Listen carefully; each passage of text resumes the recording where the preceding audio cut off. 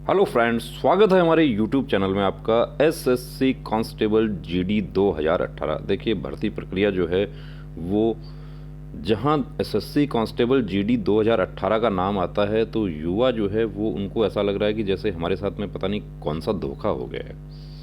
मतलब अफसोस सा हो रहा है इस पूरी प्रक्रिया पर हमें। अब यहाँ पर हम डिस्कस करेंगे कि लिस्ट 3 क्या है, लिस्ट 3 को जारी करने का औचित्य क्या है, वैकेंसी फुल हो गई है तो अब क्या होगा, और दूसरी बात यह है कि इसमें जो कैंडिडेट्स जो हैं वो यदि सेलेक्ट हो जाएंगे तो जो अभी सेलेक्ट होकर जिन्होंने मिठाइयाँ बांट दी हैं उनका क्या होगा, क्या वो आउट हो जाएंगे। जो लास्ट सेलेक्टेड कैंडिडेट्स हैं, जो बिल्कुल कट ऑफ बॉर्डर लाइन पर हैं, जो डेट ऑफ बर्थ की वजह से सेलेक्ट हुए हैं, एक कैंडिडेट भी यदि दूसरा आ जाता है तो वो आउट हो जाएगा। अब इन 260 कैंडिडेट्स में से यदि कोई सेलेक्ट हो जाएगा तो उनका क्या होगा, और यदि ये 260 कैंडिडेट्स बिल्कुल जेन्युइन हैं, किसी वजह से उनका फिंगर मैच नहीं हुआ था, कोई प्रॉब्लम हो गई थी, कोई टेक्निकल प्रॉब्लम हो गई, कोई बहन ऐसी है उसने मेहंदी लगा ली थी कि कोई फैमिली फंक्शन था पहले दिन और वो एग्ज़ाम से पहले मेहंदी लगा ली, उसको पता नहीं था, उसको सिर्फ एक चीज़ का पता था कि मुझे फ़ौज में भर्ती होना है, मुझे वर्दी पहननी है, लेकिन छोटी छोटी जो समस्याएं आ सकती हैं उनके बारे में उसे पता नहीं था।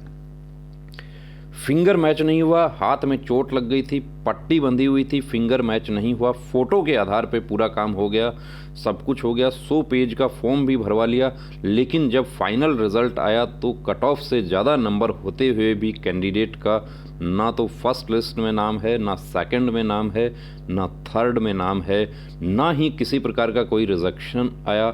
6 महीने का रिकॉर्ड डाकघर से चेक करवा लिया लेकिन किसी प्रकार का कोई रिजेक्शन नहीं आया, कोई मेल नहीं आया। तो ये कहाँ का न्याय है कि बिना पक्ष सुने बिना कार्रवाई कर दी गई, एक पक्षीय कार्रवाई कर दी गई।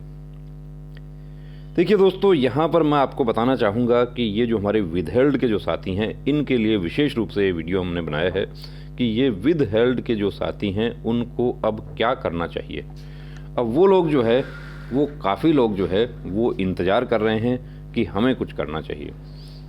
उन्होंने बात किया एसएससी जीडी में, वो लोग गए, एसएससी ऑफिस में गए तो वहाँ पर या कॉल किया तो उनको कुछ सेटिस्फैक्ट्री जवाब वहाँ पर नहीं मिला है। अब क्या होगा, बड़ा मजाक सा बन गया है। अब यदि ये सेलेक्ट होते हैं तो जो मिठाई बांट दी है उनका क्या होगा, उनका मजाक बन जाएगा। यदि उनकी ज्वाइनिंग हो गई तो उसके बाद इनका यदि होता है तो ज्वाइनिंग किए हुए कैंडिडेट को हटाना बड़ा मुश्किल हो जाएगा। ये ऐसे देखिए कानूनी खामियां जो है वो इस भर्ती में जो है बहुत ज़्यादा है। उसके बारे में मैं आपको ये बताना चाहूँगा कि जो हमारे विदहेल्ड के जो साथी हैं, जो 260 कैंडिडेट हैं, वो भी चुपचाप ना बैठ के इंतज़ार नहीं करें, वो भी कुछ ना कुछ कार्रवाई ज़रूर करें। वो चाहें तो एक एप्लीकेशन लिखें एसएससी चेयरमैन को कि मैं किसी भी प्रकार की जांच करवाने के लिए तैयार हूं, मैं जेन्युइन कैंडिडेट हूं, मेरा परिणाम निकाला जाए, जल्दी से जल्दी निकाला जाए, मैं ओवर एज होने वाला हूं, मेरे पास में दूसरा कोई रास्ता नहीं है। देखिए, आप यदि अपनी बात नहीं कहेंगे और आप यदि चुपचाप बैठ जाएंगे तो मैं बता रहा हूं कि आपके साथ में धोखा हो जाएगा यहाँ पे, क्योंकि ये जो है ये परिणाम विदहेल्ड, अब विदहेल्ड के बारे में कुछ नहीं बताया गया। इसके बारे में एसएससी को कम से कम इतना ज़रूर बताना चाहिए कि आपकी इंक्वायरी हो रही है, आप इंक्वायरी में सही पाए जाते हैं तो आपका परिणाम आएगा। अब इंक्वायरी हो रही है तो आप खुद से आप एप्लीकेशन दे दीजिए कि मैं तैयार हूँ इंक्वायरी के लिए, मैं किसी भी प्रकार की जांच के लिए तैयार हूँ, मैं फॉरेंसिक जांच के लिए तैयार हूँ, मेरा जहाँ पे एग्ज़ाम हुआ है वहाँ पे कैमरे लगे हुए हैं, उनकी फुटेज देखी जाए, उस हर चीज़ के लिए मैं तैयार हूँ। तो दोस्तों, अब रुकना नहीं, अब थमना नहीं, अब ठानना है, वर्दी को हर हाल में पाना है। जय हिंद।